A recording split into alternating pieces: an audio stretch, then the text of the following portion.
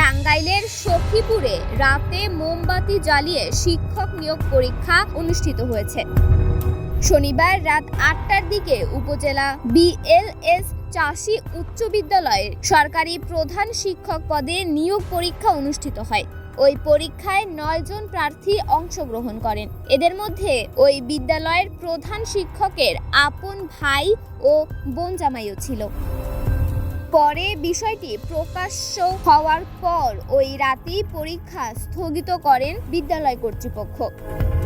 জানা যায়, উপজেলার বিএলএস চাষী উচ্চ বিদ্যালয়ে সহকারী প্রধান শিক্ষক পদের প্রার্থীদের আপত্তি থাকা সত্ত্বেও রাত ৮টার দিকে বিদ্যালয়ের দ্বিতীয় তলায় একটি কক্ষে মোমবাতি জ্বালিয়ে পরীক্ষা নেওয়া শুরু করেন কর্তৃপক্ষ।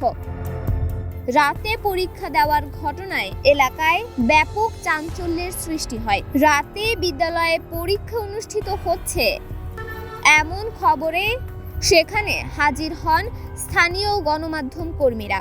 পরে সাংবাদিকরা উপস্থিত হয়ে নিয়োগকারীদের প্রশ্ন করায় সঠিক কোনো জবাব দিয়ে ব্যর্থ হওয়ায় পরীক্ষাটি স্থগিত করার ঘোষণা দেওয়া হয়।